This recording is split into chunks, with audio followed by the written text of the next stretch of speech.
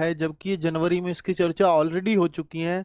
जो उम्मीद बनी थी एक सरकारी कर्मचारियों के लिए कि भाई इस बार 8th पे कमीशन आ रहा है और बड़े समय से अनाउंस हो गया था, तो अब क्या पे कमीशन 1 जनवरी 2026 से ही हमारी सैलरी बहुत ज्यादा बढ़ जाएगी। स्पेशली जो पे कमीशन होता है इससे सरकारी कर्मचारी गदगद रहता है। हर 10 साल में एक बार लागू, कंपनी सैलरी प्राइवेट में भी होनी चाहिए। कंपनी किसी का शोषण नहीं कर सकती कि काम करवाए और पैसा बहुत कम दे, तो वहां भी फायदा होता है, डायरेक्ट ना सही इंडायरेक्ट रूप से फायदा होता है। चलिए, तो अभी मैं आपको अगर एक बात बोलूं कि भाई ये जो पे कमीशन है ये आज की प्रक्रिया नहीं है। ये पे कमीशन 1947 से लगातार चला आ रहा है और हर 10 साल में लागू होता आ रहा है। कभी कभी बीच बीच में जब देश की आर्थिक स्थिति सही नहीं होती है तो इसको पोस्टपोन भी कर देते हैं, 2-2 4-4 साल को बीच बीच में ऐसे भी बता दिए, वरना अगर 10-10 साल पे करते तो केवल 8वां नहीं होता, कुछ बढ़ भी सकती थी संख्या। खैर देखते हैं कि पहला जो पे कमीशन लागू हुआ था वो 1 जुलाई 1947। बेसिकली इसका काम ये होता है कि जो पे कमीशन है ना, एक कमेटी इसमें बनाई जाती है जो ये देख पाता है कि जो सैलरी सरकारी सिस्टम से सरकारी कर्मचारियों को मिलती है, तो जो महंगाई बढ़ रही है उस हिसाब से वो ठीक भी है, उनकी जो लाइवलीहुड है उतनी सैलरी में ठीक ठाक चल जाता है या नहीं चल पाता है। अगर कुछ जरूरत है तो उसको 10 साल में रिवाइज कर दिया जाता है। अब चूंकि सरकार यहाँ पर लोकतांत्रिक है तो उसको अगर वो लगे कि सब कुछ बढ़िया चल रहा है और पे कमीशन भी नाम आ जाए तो बिल्कुल उतना ही नहीं जी सब बढ़िया चल रहा है कुछ भी मत बढ़ाओ इनका, तो ऐसा पॉसिबल नहीं है। क्योंकि हर कर्मचारी क्या चाहता है कि कब 10 साल हो और कब एक बार सैलरी में बहुत बड़ा हाइक देखने को मिले। ठीक है, तो अभी मैं आपको ये सारी चीजें बताऊंगा। ये पे कमीशन आए हैं, अब 1 जनवरी 2026 से लागू होगा। 2016 में भी पे कमीशन आया था लेकिन मिला लोगों को 2018 से था। पहले एरियल तक भी नहीं दिया गया, एरियल कहते हैं बकाया, 2016 को लगना था, लगाया 2018 में, और जो 2016 से 2018 तक का पीरियड था बीच के 2 साल, क्योंकि टाइम तो ये था ना लगने का, तो उस बीच के 2 साल का जो पैसा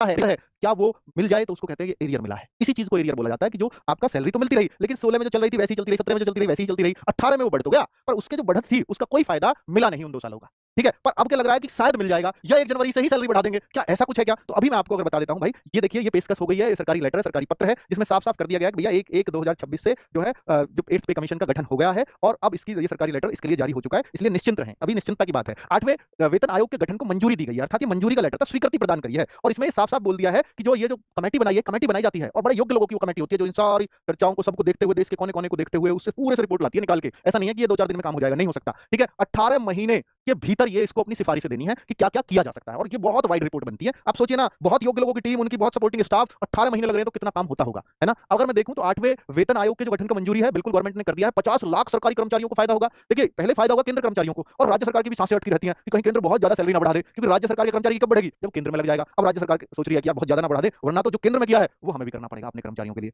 और ये करना ही पड़ता है राज्य सरकारों को। क्या कोई राज्य सरकार चाहे तो केंद्र से भी ज्यादा दे सकती है? दे तो सकती है, पर फिर केंद्र से पैसा कैसे मांगेगी वापस? अगर उसको अपने राज्य में उसकी जो दैनिक क्रियाएं हैं उनको चलाने के लिए अगर पैसा की कमी पड़ गई, सैलरी ज्यादा दे दी, तो फिर केंद्र से पैसा भी नहीं मांग पाएगी वो। इसलिए ऐसा होता नहीं है अमूमन। केंद्र सरकार के बराबर तो वो कर ही देते हैं क्योंकि उनको भी वोट लेना है अपने राज्य में, है ना? चलिए, बड़ा अच्छा सिस्टम है लोकतांत्रिक वैसे, है ना? तो 50 लाख कर्मचारियों और 69 लाख पेंशन धारक, जितने हमारे कर्मचारी हैं उससे ज्यादा हमारे पेंशन धारक है हमारे देश में। देखिए 69 लाख, हालांकि ये भी कभी कर्मचारी रहे थे और अब इनको चाहिए उसको सहारा, जब सरकार ने 2006 के बाद छीन लिया है लगभग, है ना? तो 50 लाख कर्मचारी जो अभी कार्यरत हैं और 69 लाख पेंशन धारकों को इसका फायदा मिलेगा। अब आप कहो कि सर ये क्या 1/1/2026 से हमारी सैलरी बढ़ जाएगी? जी नहीं, 18 महीने में वो रिपोर्ट देगी, एक एक से वो अपना हो सकता है काम शुरू कर दे, और हो सकता है और कुछ दिन लग जाए काम शुरू करने में। 2027 के अंत तक हो सकता है लागू। मान लीजिए जून, 18 महीने कब होंगे? 30 जून 2027 को।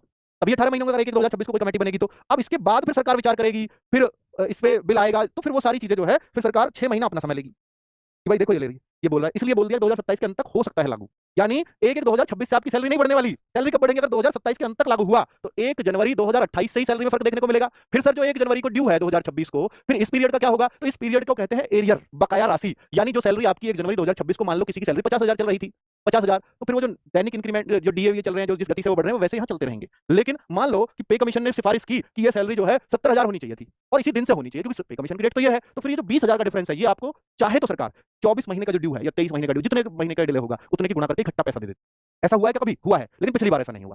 पिछली बार ये तो हो गया कि भाई जो 2028 से जो सैलरी बढ़नी है वो तो मिल गई, लेकिन पीछे का ड्यू किसी का नहीं मिला और ना उसको माना गया कहीं, फिर बोला कि उसी दिन से मिलेगा। अब ये सरकार के हाथ में कि ये पैसा मिलेगा या नहीं मिलेगा, एरियर दिया जाएगा नहीं दिया जाएगा, उम्मीद ये की जा रही है एरियर भी दिया जाएगा। चलिए, तो भाई जो नई भर्ती वाले हैं देखो, ये इसमें सब बातें ये लिखी हुई हैं और इसमें एग्जांपल भी बहुत बढ़िया सेट करके दिया है कि जब पिछली बार 2016 में आया था तो उस टाइम पे जो फैक्टर था फिटमेंट फैक्टर, ये फिटमेंट फैक्टर क्या चीज है? फिटमेंट फैक्टर जो ये देखा जाता है डीए को सबको मिलाकर के आजकल की महंगाई को देख करके कि भाई कितना एक फैक्टर तय कर दिया जाए, कितने गुना उस सैलरी को कर दिया जाए जो आज की महंगाई में ये सैलरी बढ़िया गिनी जाए।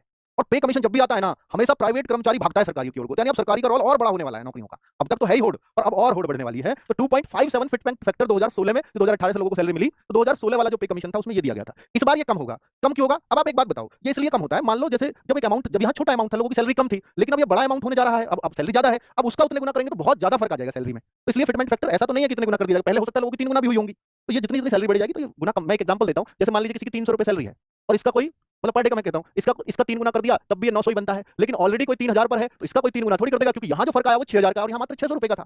परसेंटेज में वो भले ही बराबर हो, लेकिन सरकार पे तो बर्डन पैसों में पड़ेगा ना, उस हिसाब से देखा जाता है। तो 2.57 से तो कमी होगा, ये तो तय है, इससे ऊपर की कोई उम्मीद ना करें। जो उम्मीद जताई जा रही है, हालांकि सब कुछ कमेटी की सिफारिश पर डिपेंड करेगा, ये सिर्फ उम्मीदें लगाई जा रही है कि इतने गुना में बन जाएगी सैलरी। अब ये गुना कैसे बनेगी? लोग सोच रहे हैं कि मेरी सैलरी अगर 1 लाख है तो फिर तो इसका मतलब मेरी सैलरी 2.46 गुना करूंगा और मेरी सैलरी 2,46,000 हो जाएगी। क्या ऐसा हो जाएगा? नहीं, ऐसा नहीं होगा।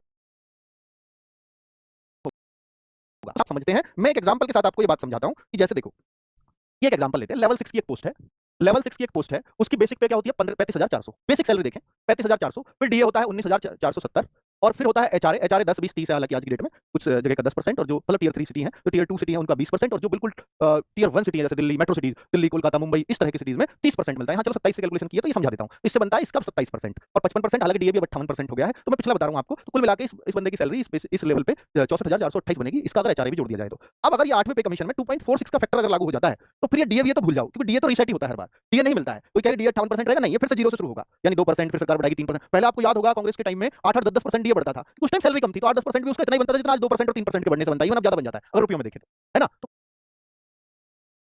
तो मतलब वो इस वजह से ऐसा लगता है। चलो कुल मिलाकर के अब जो आगे अगर ये सैलरी बहुत ज्यादा बढ़ जाएगी तो डीए हो सकता है आपको जो 3 अब मिल रहा है अगर 2% बढ़ा हुआ, पहले हर 6 महीने में बढ़ता है ना डीए। तो चलो 2.46 लागू होगा तो फिर कैसे होगा? 35,400 46 इसमें मल्टीप्लाई, तो बेसिक में 2.46 की मल्टीप्लाई 87,084 सैलरी बन जाएगी। प्लस इसमें एचआरए, क्योंकि एचआरए तो हमने जोड़ा नहीं, पर एचआरए भी ऐसा नहीं है कि आपको 10 20 30 चल रहा है तो यही रहेगा, नहीं, क्योंकि अब बेसिक काफी बढ़ गई। इस बेसिक पे 10 20 30 देना आसान है, इस बेसिक पे 10 20 30 देना बहुत मुश्किल है, क्योंकि उस तरह से मकानों के रेट इतने नहीं बढ़ गए होंगे, है ना? तो ऐसे सरकार ये सिफारिश ऐसी ही देगी कमेटी। चलो तो इन सबको कैलकुलेट करते हुए तो ऐसा हो सकता है शुरुआत में कुछ ऐसे स्लैब देखने को मिले 5%, 10%, 15%, ऐसा भी हो सकता है। इस तरह का भी स्लैब हो सकता है 7%, 14%, 21%। इसमें भी ऐसा ही हुआ था, शुरू में 8 16 24 भी हुआ था। तो अब ऐसा कुछ स्लैब देखने को मिलेगा 8 16 24 से भी हो सकता है कम देखने को मिले। तो भाई यहाँ मान लीजिए अगर 27% ही दे दिया तो मैं बोलता हूँ 27%, अब किसका मिलेगा? 27% इस बेसिक का। पहले मिल रहा था इसका 27%, अब मिलेगा इसका। कितना फर्क है देखो, पहले मकान के किराए के मिलते थे 9558 और अब मिल रहे हैं मकान किराए के 23,513। क्या एकदम ही 3 गुना उसका किराया हो गया होगा मकान का इन 10 में? तो पॉसिबल है, ठीक है, पर ये भी बीच बीच में बढ़ाते रहे, इसको 30 करते रहे, ये करते रहे, जैसे मकान का किराया बढ़ाया इन्होंने बढ़ाया तो कहेंगे यार इतने गुना तो शायद नहीं करेंगे, ये तो क्लियर सी बात है। पर अगर ये कर दिया तो फिर सैलरी देखो, जो 64,000 बन रही थी वो कहां पहुंचेगी? 1,10,000।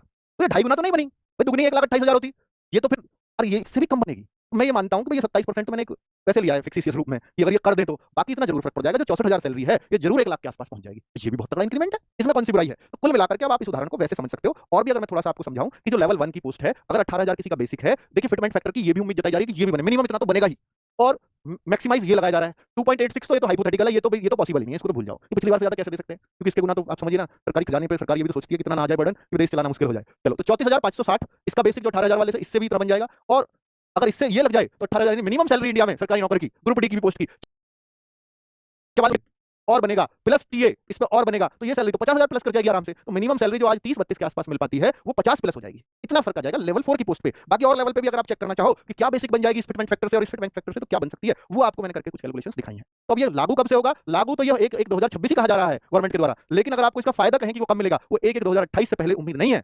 और इसके बीच का जो 2 साल का एरियर है वो मिलेगा या नहीं मिलेगा सरकार की नियत पे और मर्जी पे डिपेंड करता है, ठीक है? चलो तो वो पिछली बार नहीं दिया गया था, तो ऐसा नहीं है कि वो दिया ही जाएगा, क्योंकि वो बहुत बड़ा अमाउंट होता है, सरकार वो देगी नहीं देगी वो अपने हिसाब से उसको तय करती है। कुल मिलाकर के ये आपको मैंने पूरा 8th पे कमीशन का पूरा रोल समझा दिया है। प्राइवेट सेक्टर को क्या फायदा होगा कि अगर सरकार, देखिए सरकार ने अपना जो सबसे छोटा कर्मचारी है उसकी सैलरी तय कर दी, वो 44,000 से कम नहीं हो सकती।